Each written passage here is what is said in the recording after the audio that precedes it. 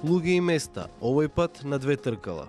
Во Скопски Чаир ќе ве запознаеме со човекот кому велосипедите му се пација цел живот.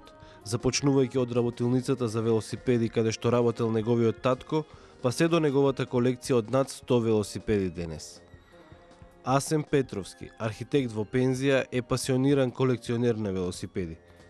Подрумските простории во неговата семејна куќа полека стануваат претесни за овие, како што ги нарекува тој, љубимци, инаку велосипеди од најпознатите светски брендови. Велосипеди за планина, за трка, за низград, детски велосипеди и какви се уште не. Иако во неговото семејство велосипедите традиционално биле присутни од секогаш, сепак колекцијата тој ја започнува со неговото прво вработување, кога од првата плата купил дури 4 велосипеди. Имав еден велосипед купен од татко и ден денес го чувам тој велосипед, така ми е, драг ми е, затоа што долги години го возев, дури со него ја поминав цела Македонија 3-4 пати. Јас кога се запослив, прибидејќи бев заљубеник во велосипедите, со првите 2 плати купив 4 велосипеда. Ова е цела вистина, нема тука што. И тоа сите велосипеди беа марка Рок. 2 беа женски, 2 беа машки. И ден денеска ги имам женските, еден машки, другиот го имам дадено поклон. Како нов точак го имам дадено и така. После тоа дојдоа години кога мојот син почна да вози, имаше желба многу да вози. И јас му купив прво еден велосипед. Така дојде некој човек од Германија, ми донесе велосипед, го платив и така. После тоа уште еден. И не дека 95-6 година, кога тој беше веќе во зенитот на својата кариера, почнаа да носат овие гастарбајтери и луѓе од тука, да носат велосипеди. Но сега по 100-200 велосипеди одеднаш. И во нив имаше многу убави велосипеди. Имаше и марки, имаше и, да речеме, велосипеди малку возени и така. И тогаш таа желба моја пуста за велосипеди проработи. Немаше месец дена да јас не купам по 1-2 велосипеда и така. А многу во тоа допринесе и, да речеме, јас работев во организација која што беше во близина од мојата куќа. И јас цел живот, да речеме, сум го поминал на 2 тркала и на работа одев со велосипед. Ретко кога, да речеме, ако временските услови не го тоа дозволува, да одам пешки или со автобус, ми дава од работа, а и сега е веќе тоа влезено во платата, ни дава надоме за автобус. Негдека беше 1000-1200 денари, така беше нешто. И јас од 2 такви автобуски карти, да не речем, што не сум ги купувал, можев да си дозволам да купам по еден велосипед. Така да во годината можев да купам 5-6 до 10 велосипеди. Сметајќи, да речеме, од 96-7 година, па еве и ден денеска стојам на тоа. Ако сум пензионер, одвојам црн фонд и си купувам. Сепак, љубовта и фасцинацијата од велосипедите е од многу поодамна. Велосипедската работилница Слога, каде што неговиот татко бил главен мајстор, е местото каде првпат се родила страста кон двете тркала. Уште мојот покоен татко, тој беше раководител на велосипедска работилница Слога се викаше, и таа беше како спонзор за овие возачите кои што возеа во велосипедски клуб Слога. Тоа беше недека од 48-50 година. Мислам, 48. Од 48 година се до неговото пензионирање, тој работеше таму. Беше како раководител и главен мајстор, имаше и калфи и така натака. И јас кога пораснав малце, кога бев, да речеме, на своји 15-16 години, да не шетам многу, татко ми ме взимаше во дуќан и ме носеше таму и таму работев заедно со калфите и мајсторите. Тоа беше работилница со недека запослени 4-5 души. Што калфи, што мајстори. Ја таму како дете се врткав и посматрав, работев и така натака. И фактички тоа беше првата моја љубов кон велосипедите. Во тоа време велосипедите биле единствено превозно средство во Скопје. Со носталгија во очите се сеќава Асен на тогашните големи и непропорционални велосипеди. Тогаш во Скопје немаше многу возила како сега. Можеа на прсти да се избројат возилата што беа од оваа страна на Вардар, па и од таа другата. Главно превозно средство беше велосипедот. Немаше фамилија да нема по 2 велосипеда. Може и 3. Тоа беше основно превозно средство и се сеќавам дека атракција беше одењето на излет, првомајските излети во Сарај, во Матка, каде што имаше, да речеме,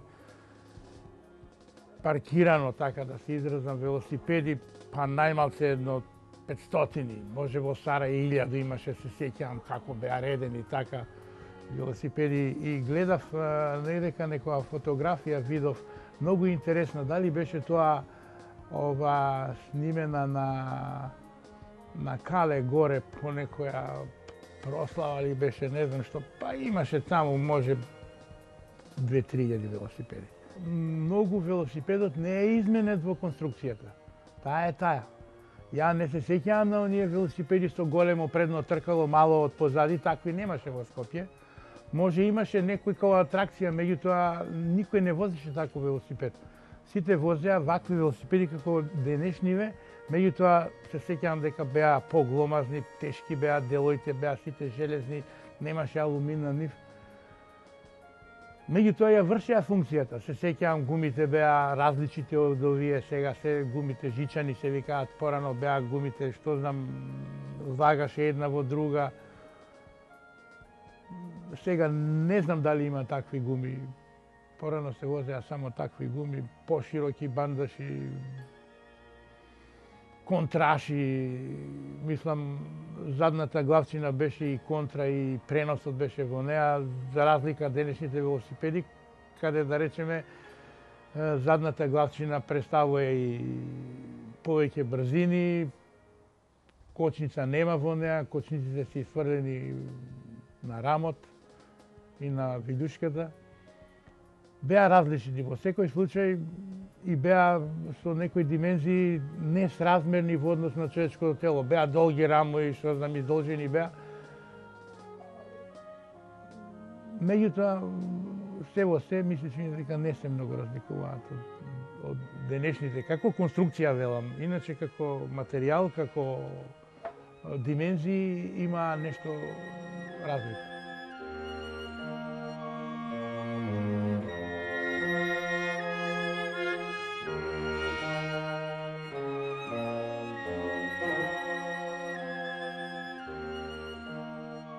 Тој не ја знае вистинската бројка на велосипеди во неговата колекција, но знае дека секој велосипед е исправен, бидејќи од кога ќе ги купи, Асен го расклопува велосипедот до најмалото делче и повторно го составува. Јас кога ќе го купев точекот, обично ги демонтирам И цело го демонтирам. Се што се вели. Останува гол рамот и вилюшката и потоа сето тоа го чистам, го дотервам. Ако е искривено нешто го исправам. И после тоа ги редам делоите и го комплетирам точакот за да биде во функција и да може да се потребува како таков. Сите се исправни, меѓутоа не се монтирани затоа што немам простор каде да ги ставам веќе. Тоа е бојката. Иначе да имам простор, сите ги направам да бидат комплетни. Сега се комплетни, меѓутоа се растурени. А овие делоите поситни се во пакети, ставени со забелешка дека тие делови се од тој точак и така. Така да ако има потреба, јас би можел да речеме за еден период од година дена да ги монтирам сите. Меѓутоа мајнка простор и затоа седат така на куп. Мене не ми смета тоа, важно тие се тука. По потреба ако некој уфрлам окото, што се вика, ќе го монтирам и ќе го возам. Со тек на време и со зголемувањето на збирката велосипеди, подрумските простории станале претесни за сите велосипеди. Нив ги има низ целата куќа. Овој подрум, од поодавна, е арсенал на велосипеди. Скоро целиот подрум е искористен, сем гаражата, каде што имам возила. Така некако музеј, а за мене задоволство животно. Пошто се карактеристични овие велосипеди по нивната конструкција посебно изработена од, да речеме, хром молибден, тоа е тој метал, најчесто е тој. Понатака, мислам, во поново време тој е модифициран во алумински или карбон рамови, со познати делови на Кампањоло, на Шимано, на Пежо, ете по тоа и по лесноќата на велосипедот. Овие велосипеди што се овде во горниот ред, максималната тежина нивна е недека 9 кила, а некој има дури 8 од нив. Тоа значи дека се прилично лесни и нормално да кога вози човек да не се замара, да не биде многу тежок. Овие се половни, сите се половни овека. Не знам дали сем бандизолот, меѓутоа и тој е половно купен и сите се купени во Скопје. Купени се од овие луѓе што носат велосипеди од странство. Од Европа, Швајцарија, Германија, Франција, Италија. Таму се како гастарбајтери, кога доваѓаат, носат и ги продаваат.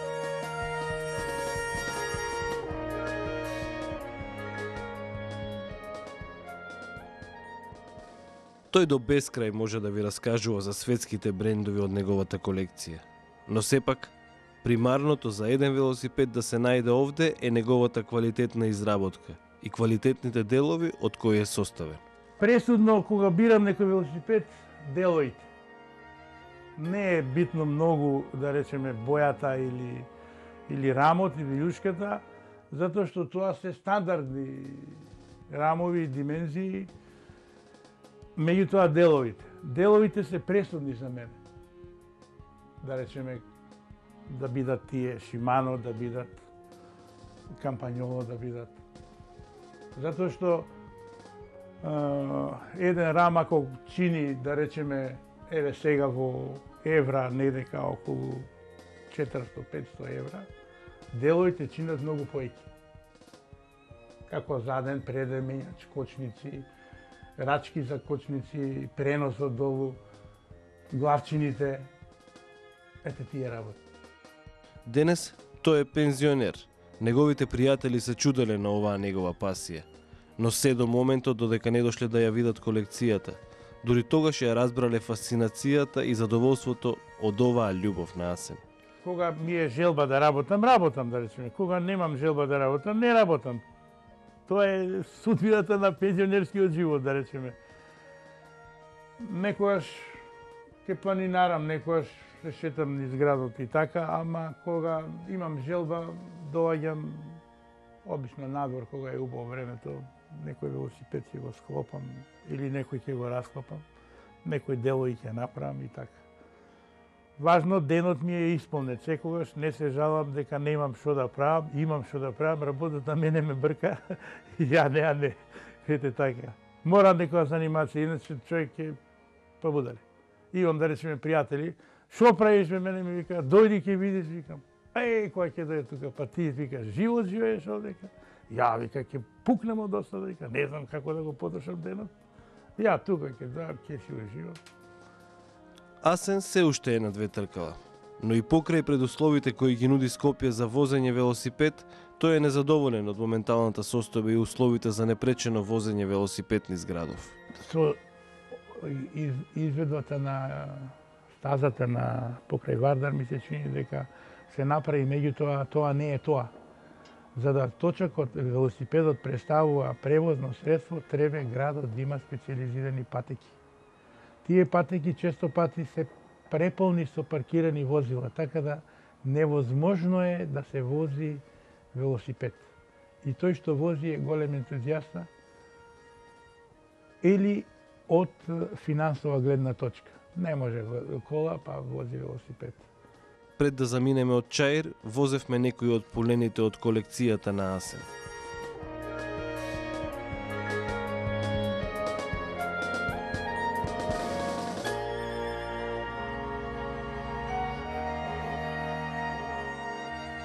Се гледаме за 7 дена на некое друго место, кај некои други луѓе.